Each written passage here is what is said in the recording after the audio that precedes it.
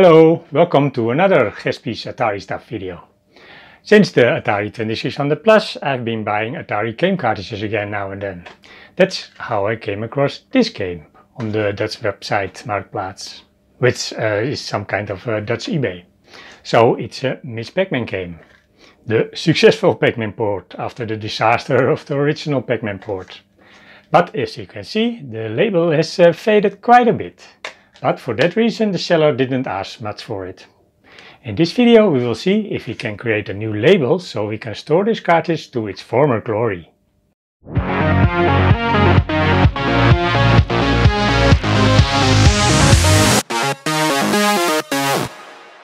Now of course you can have doubts about this, tearing off an original label of a game cartridge and replacing it with a much too new looking new one. I too have those doubts myself. But the condition of this label is so bad that I might prepare to do this for this time. But the label on the top is still good enough. But it's a bit loose, so we're going to re-glue it back on. And when all the labels are off, we also can open the cartridge for some good cleaning. Before we go to all this trouble, I want to know if the game is not broken. That's why we placed it in my 2600 Plus.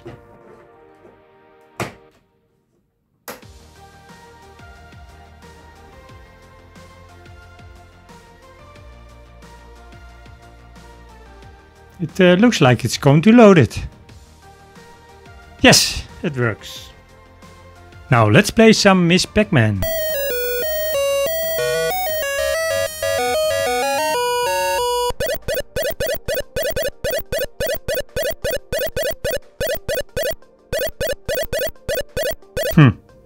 This takes some getting used to.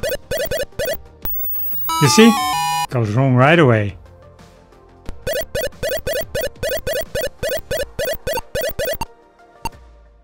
Hey, but what do I see now? There are only 2 codes left. Oh, and suddenly he's here again. Now, that's not good. Yes, the ghost disappears time to time. Now let's see what it does on an original Atari 2600. At least it boots fast.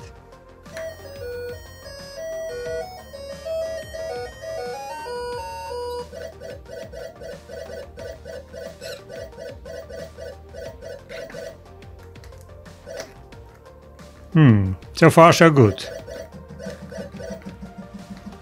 I shouldn't eat them, of course. Like that I will never see if they disappear. But it seems it works fine on this system. After some searching at Atari Age, I came across this list of all Atari games that have been tested on the 2600 Plus. And if you look at the Ms Pac-Man, the PAL edition, it does get a pass with firmware version 1.6. But it also says one of the codes disappears only sometimes due to 50 Hz TV management.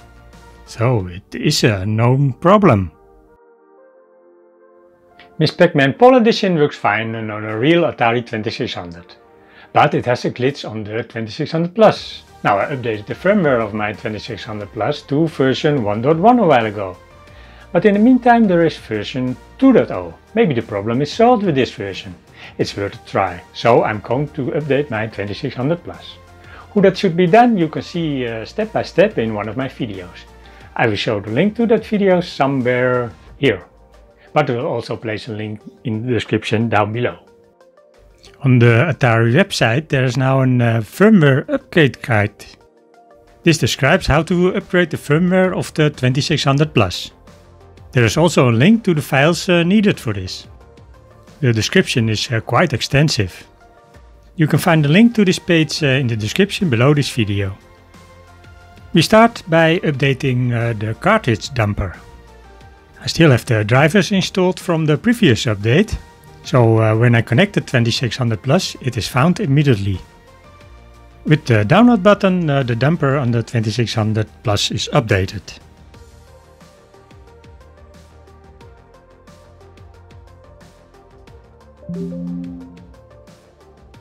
And now we're going to update the firmware. For this I choose the downloaded 2.0 version of the firmware. I click on upgrade and the firmware is written to the 2600 plus. So that's done. Now we're going to try Ms Pac-Man with the new firmware. At least I see the 2.0 now. I'm curious.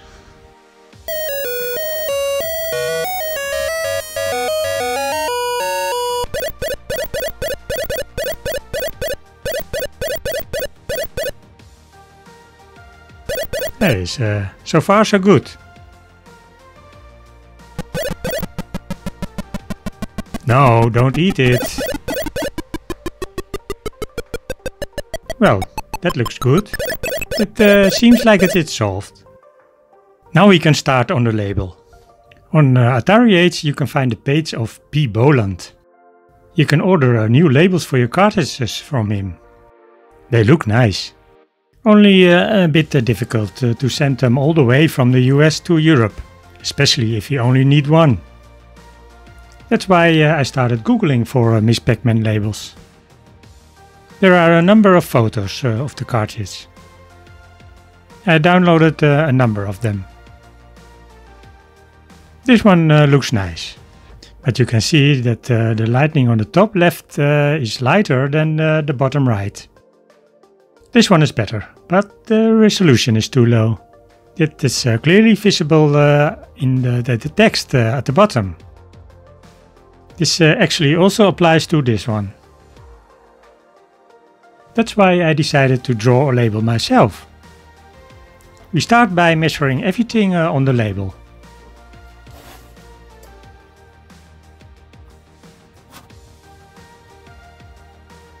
Then we draw the background with the dimensions we just measured. We give this a grey color, which looks a bit like the silver color of the label. I take the image of one of the downloaded covers. And set the correct dimensions.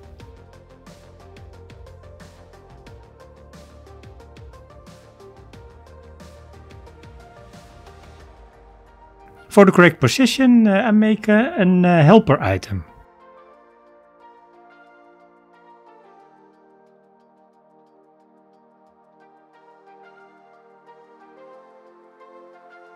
And like that I built the entire label.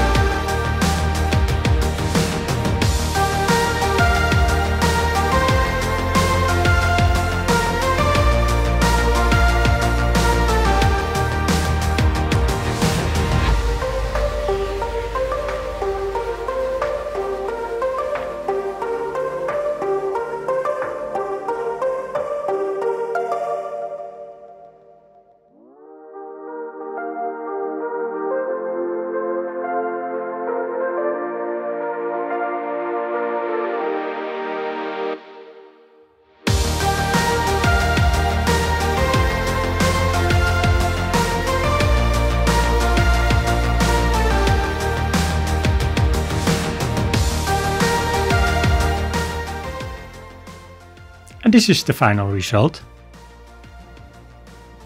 A printer label on this glossy photo paper.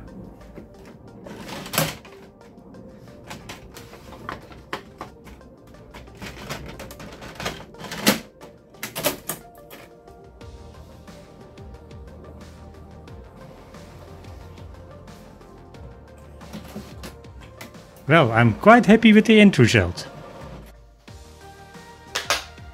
Now we have to remove the old label. I use hot air for this.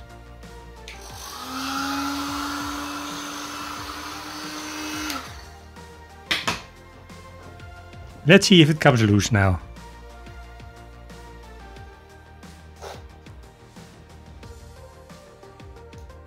Finally.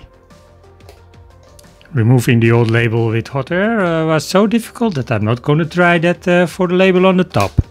It might damage the cartridge. I just leave it there and only reglue the ends. But that means that I cannot open the cartridge, so I cannot clean it from the inside. It's off. That was a lot harder than I thought. I hope the cartridge isn't damaged. Now stick the new label on it. But I still have to cut it out first.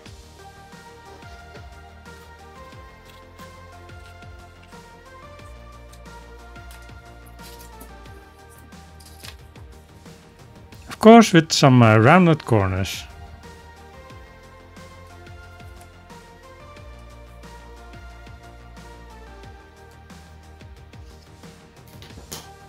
I use a simple Pritt stick to glue it.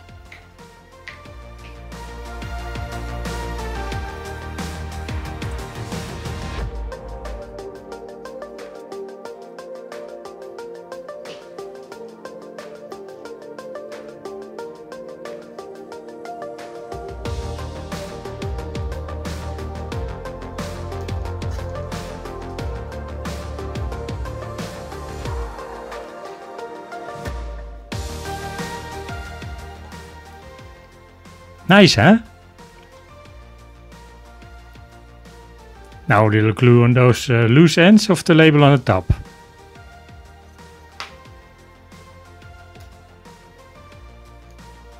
Oh, the whole label is coming off. Well, then I put new glue on the entire label. So I could have opened it to clean it. But now the other label is already on it. How did it go again? No, it has to go the other way around.